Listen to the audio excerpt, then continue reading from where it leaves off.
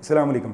अगर आप स्केलिंग के बारे में जानना चाहते हैं और आप ये जानना चाहते हैं कि स्केलिंग क्या होती है, पॉलिशिंग क्या होती है और स्केलिंग आपको करवानी चाहिए या नहीं करवानी चाहिए, स्केलिंग के क्या फ़वाइद हैं, क्या नुकसानात हैं और आपको कितनी देर के बाद स्केलिंग करवानी चाहिए और आपको स्केलिंग क्यों करवानी चाहिए, तो ये सब कुछ जानने के लिए ये वीडियो देखिए। शुक्रिया।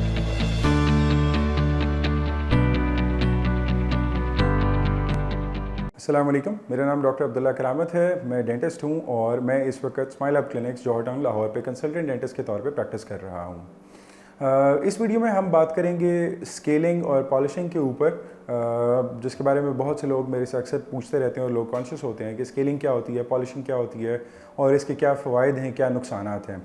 तो हमारी सोसाइटी के बीच में अनफॉर्चुनेटली ये मिथ कुछ पाए जाते हैं। इससे रिलेटेड मैं कोशिश करूँगा कि मैं उनको काफ़ी हद तक वाज़े कर सकूँ, क्लियर कर सकूँ।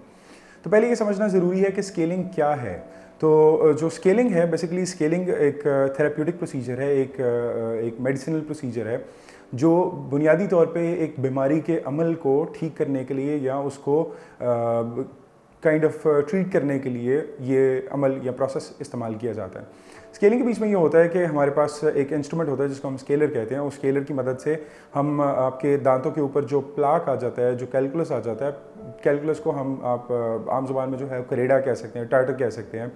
तो उस टार्टर या प्लाक को हम रिमूव करते हैं। उस प्लाक या टार्टर को रिमूव करने का मकसद ये होता है कि उस प्लाक या टार्टर के बीच में जरासीम जो है वो चिपकने का अमल बहुत ज़्यादा हो जाता है। जितने ज़्यादा जरासीम आपके दांतों पे चिपक सकेंगे उतने ही ज़्यादा वो जहरीले मादे या टॉक्सिन्स रिलीज़ करते हैं और वो टॉक्सिन्स अल्टीमेटली आपके जो मसूड़े हैं या जो आपके दांत हैं उनको मुतासर करेंगे। आपके मसूड़ों को वो जिंजवाइटिस की या मांसखोरे गोश्तखोरे की शक्ल में मुतासर करेंगे और आपके दांतों को कैविटीज़ की शक्ल में अफेक्ट करेगा, प्लाक या कैलकुलस और वो उसमें जो जरासीम मौजूद है और उनके जो जहरीले मादे हैं।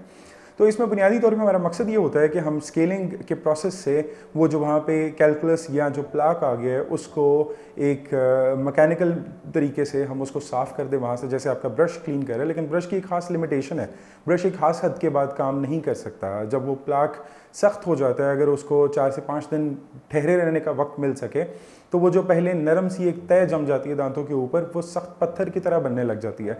तो अक्सर लोग ये कंप्लेन करते हैं या पेशेंट्स मेरे पास आते हैं और वही कहते हैं कि डॉक्टर साहब मुझे लगता है कि मेरा दांत टूट गया है, जबकि हकीकत में उनका दांत टूटा नहीं होता। बुनियादी तौर पे वो उनके दांत के ऊपर से उस क्रेडे का या उस स्टार्टर का एक पीस उतरा होता है जो उनको लग रहा होता है कि ये मेरा दांत टूटा है। तो बेसिकली वो दांत टूटा नहीं होता, वो उस क्रेडे की या टार्टर की या कैलकुलस की तय जमी होती है जिसके ऊपर से कोई हिस्सा टूट जाता है।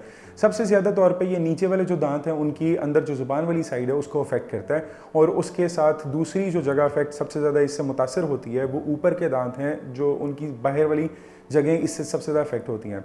और इसमें सबसे पहले आपको जो वार्निंग साइन आता है वो ये होता है कि आपके मसूड़ों से खून आने का अमल शुरू हो जाता है।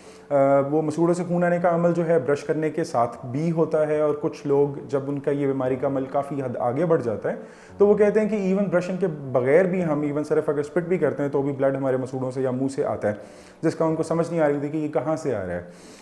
तो इस तरह के सिनेरियो के बीच में आपको ये समझने की ज़रूरत है कि आपको स्केलिंग की उस वक्त सख्त ज़रूरत होती है। आइडियली ये रिकमेंड किया जाता है कि हर 6 महीने से 12 महीने के बीच में एक दफ़ा आपका जो डेंटिस्ट है उसको कंसल्ट करें, उसको दिखाएं, उसको चेकअप करवाएं ताकि आपका जो भी मसले चल रहे हैं उनको उस वक्त देखा जा सके। और अगर आपको उस वक्त स्केलिंग की ज़रूरत है तो आपको बता दिया जाता है कि आपको स्केलिंग की ज़रूरत है।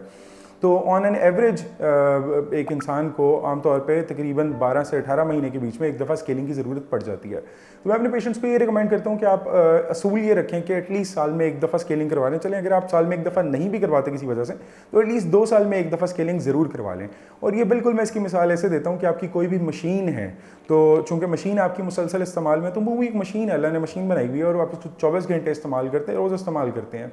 तो कोई भी मशीन जब इस्तेमाल होती है तो उसमें कुछ कचरा आ जाता है, कुछ गंद आ जाता है जिसकी मेंटेनेंस, प्रोफेशनल मेंटेनेंस की उसके उस कारीगर की, उस मैकेनिक की उसको ज़रूरत पड़ती है जो उसको मेंटेन रख सके, जो उसको ठीक रख सके।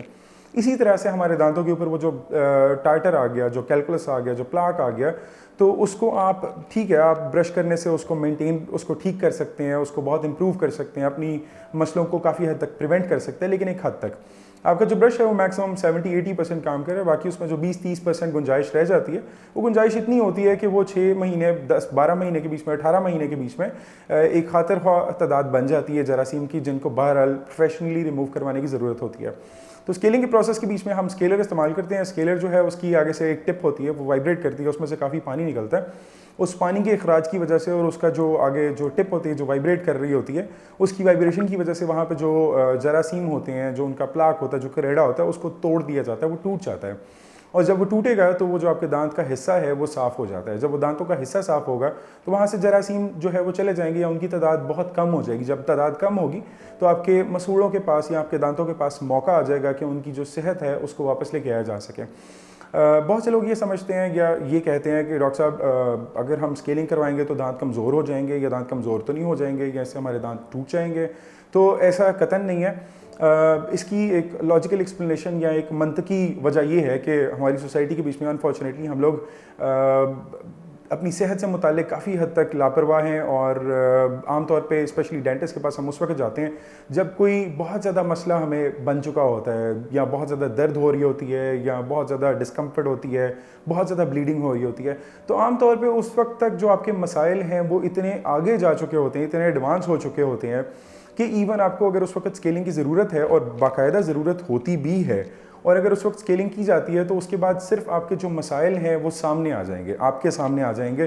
तो फिर अनफॉर्चुनेटली हमें एक ये टेंडेंसी है एक नेचुरली कि हम उस वक्त अपनी जो पुरानी गलतियां हैं उनको मानने की बजाय इसके कि हम माने कि हमने 20 साल 30 साल जो है डेंटिस्ट को चेक नहीं करवाया और हमने अपनी सेहत का ध्यान, खासतौर पर मुंह की सेहत का ध्यान नहीं रखा।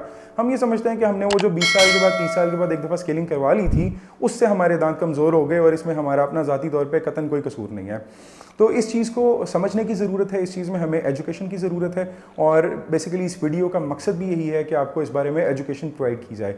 और इसमें ये भी देखने की ज़रूरत है कि आप जो स्केलिंग का प्रोसेस करवा रहे हैं, जो स्केलिंग का प्रोसीजर है, इसका कोई साइड इफ़ेक्ट नहीं है, इसका कोई लॉन्ग टर्म साइड इफ़ेक्ट नहीं है। लोग ये समझते हैं कि जो स्केलर है, स्केलर से आपके दांतों के ऊपर स्क्रैचेस आ जाएंगे। तो मैं ये कहता हूँ कि आप जो सॉफ्ट ड्रिंक्स यूज़ करते हैं, आप कार्बोनेटेड ड्रिंक्स यूज़ करते हैं जिसकी जो पीएच है, जो उसकी एसिडिक नेचर है, वो बिल्कुल एक बैटरी के तेज़ाब की तरह है। तो आप ये इमेजिन करिए अगर आप बैटरी का तेज़ाब पी रहे हो तो आपको किस तरह का लगेगा, आपके दांतों पर क्या असरात वो छोड़ेगा। इसी तरह से जो सॉफ्ट ड्रिंक्स है, कार्बोनेटेड ड्रिंक्स हैं, वो बिल्कुल बैटरी एसिड की तरह आपके दांतों को वो रगड़ देती है, या उसमें वो डिज़ोल्व हो जाते हैं, वो घुल जाते हैं। तो अगर आप दिन में 2 दफ़ा 3 दफ़ा या इवन 1 दफ़ा या हफ्ते में भी 1 दफ़ा बैटरी एसिड पी रहे हैं और उससे आपके दांतों के साथ खुदा जानता है कि क्या कुछ हो रहा है, तो मेरे ख्याल से जो स्केलिंग का प्रोसेस है तो वो उसके मुकाबले में शायद 100 गुना कम हैसियत रखता है आपके दांतों को डैमेज करने की। अगर आप ये समझते हैं कि आपके दांतों पे उससे स्क्रैचेस आ जाते हैं तो ऐसा कुछ भी नहीं होता। अगर जो माइनर स्क्रैचेस आते हैं वो 4-5 दिन के बीच में ऑटोमेटिकली अपने आप को रिपेयर कर लेते हैं, उसके ऊपर एक लेयर आ जाती है और उसके कोई लॉन्ग टर्म साइड इफेक्ट्स नहीं है, कोई कॉन्सिक्वेंसेस नहीं है। स्केलिंग के बाद आपको कुछ दिन के लिए ठंडा गर्म लगता है, वो भी 5-6 दिन के बीच में नॉर्मली कंट्रोल हो जाता है, और उसके साथ आपको टूथपेस्ट टूथब्रश रिकमेंड किया जाता है, माउथ वॉश रिकमेंड किया जाता है, जिससे वो कंट्रोल हो जाता है। तो ये कोई इसके लॉन्ग टर्म साइड इफेक्ट्स नहीं है, इससे आपके दांत कमज़ोर नहीं होते हैं, और ये आपको करवाना बेहद ज़रूरी है। आप समझें कि इससे आपके मुंह की, आपके दांतों की, आपकी सेहत मशरूत है। और अगर आपके मुंह की सेहत होगी, आपके दांतों की सेहत होगी, तो आप ये सोचें कि आपके जिस्म में जो भी चीज़ जा रही है, जो भी खुराक जा रही है, वो मुंह से गुजर के ही जा रही है। तो अगर आपके मुंह के बीच में बीमारी का अमल चल रहा है तो आपके सारे जिस्म के बीच में जो भी जगह, जो भी आपका जो बॉडी पार्ट है, वो उससे इफेक्ट होता है। और ये रिसर्च भी अब इसको साबित कर रही है कि जो गम डिजीज़ है, मसूड़ों का मसला है, पेरिडोंटल डिजीज़ है, मसूड़ों का जो एडवांस मसला है, आगे चल के पेरिडोंटल डिजीज़ बन जाती है, गोश्तखोरा बन जाती है। तो इससे आपका जो कार्डियोवास्कुलर सिस्टम है, आपके जो दिल की सेहत है, आपका जो गुर्दों की सेहत है, आपका जो डायबिटीज़ कंट्रोल है, शुगर कंट्रोल है, आपकी इवन लोग ये भी कहते हैं कि आपके दिमाग की कुछ बीमारियां हैं, उनका भी लिंक इसके साथ आ गया है, और ये साबित हो चुका है साइंस के नज़दीक। तो इससे आप ये समझ सकते हैं कि ये कितना आपकी सेहत के लिए ज़रूरी है, जिसको अनफॉर्चुनेटली हम लोगों ने इग्नोर किया हुआ है। और हम इसके बारे में जो है वो सोचना नहीं चाहते, या ये समझते हैं कि अगर आंखें बंद कर लेंगे तो बिल्ली गायब हो जाएगी। ऐसा कतई नहीं है। आपको अपने मसलों को आइडेंटिफाई करने की ज़रूरत है, उनको समझने की ज़रूरत है, और उसके बारे में आपको प्रोफेशनल हेल्प सीख करने की ज़रूरत है। आपको डेंटिस्ट को चेक करवाने की ज़रूरत है अगर आपको कोई भी इशू है तो। बहुत शुक्रिया।